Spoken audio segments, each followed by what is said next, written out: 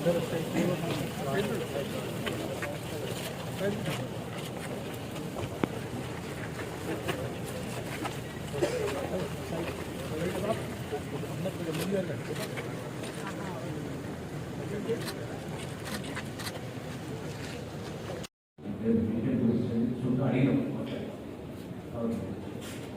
పరిష్కారాన్ని ఆపరేషన్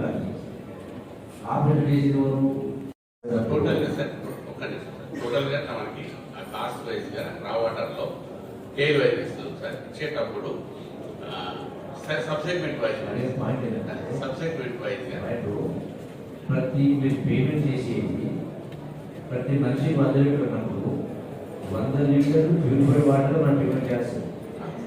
ఏది బాధ్యత రావడం పంపింగ్లో 2 పార్ట్లు సార్. నా పేరు Venkataramana, AC mission Vizag Nagar. Good morning sir. నా పేరు సుధాకర్ సింగ్, ఈ mission Vizag Kollapur sir. Only HODs introduce చేసుకోండి సార్. 2800 స్టాఫ్ ఉన్నారు సార్.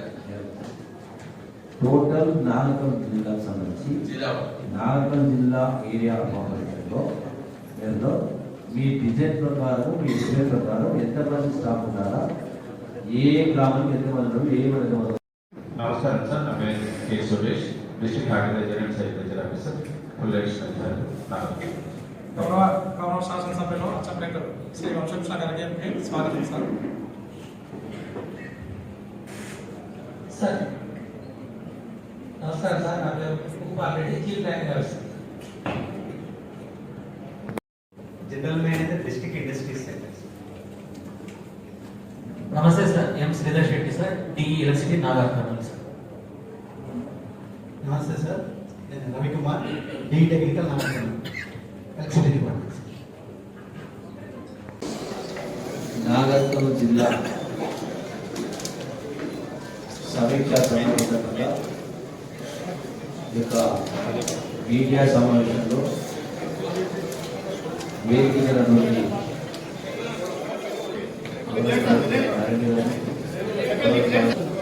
మీడియా మిత్రులందరికీ మీ అందరికీ విలువ నమస్కారం.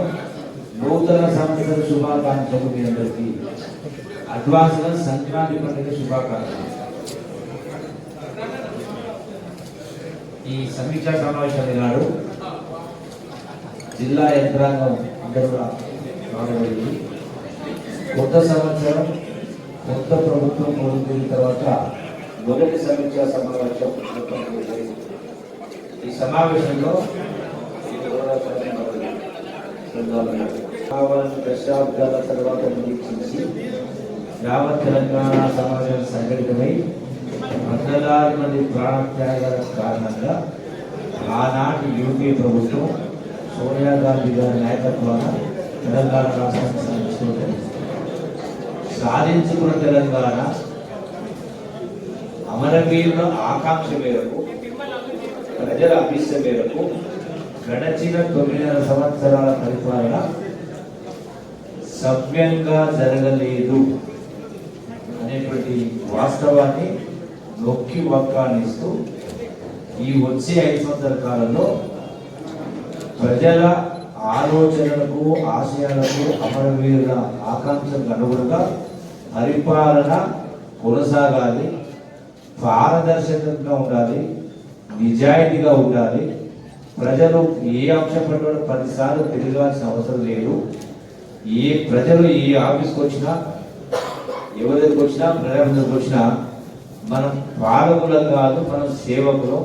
కాబట్టి వచ్చిన ప్రతి వ్యక్తిని కూర్చోబెట్టి గౌరవించి వాళ్ళ కష్టాలు తెలుసుకుని చేయగలిగిన సహాయం చేసే కార్యం చేయాలి.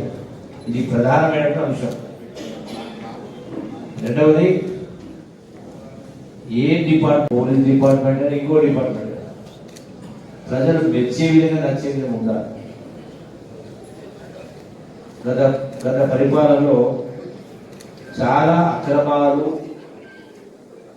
దుర్మార్గాలు, దౌర్జన్యాలు, ఇష్టారాజ్యంగా చేసి ప్రజలను భయభ్రాంతులు గురించిన సందర్భం చాలా ఉన్నాయి.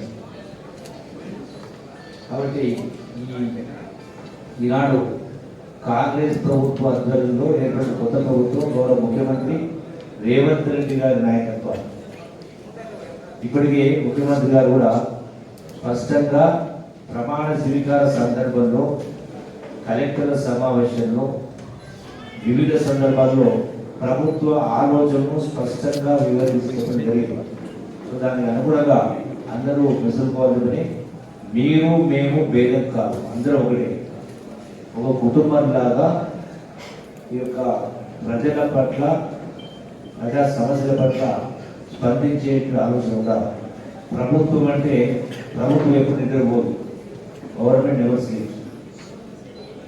కాబట్టి ఈ రోజున ముఖ్యంగా మంచినీటి పైన, అలాగే ఆరోగ్య డిపార్ట్మెంట్, హెల్త్ డిపార్ట్మెంట్ పైన, అలాగే ఎస్సీ తర్వాత ఎస్టీ వెల్ఫేర్ పైన ఇంకా కొన్ని అంశాల పట్ల సమీక్ష చేయడం జరిగింది. ఇప్పుడు అధికారులు కూడా ఆదేశాలు ఇచ్చాం.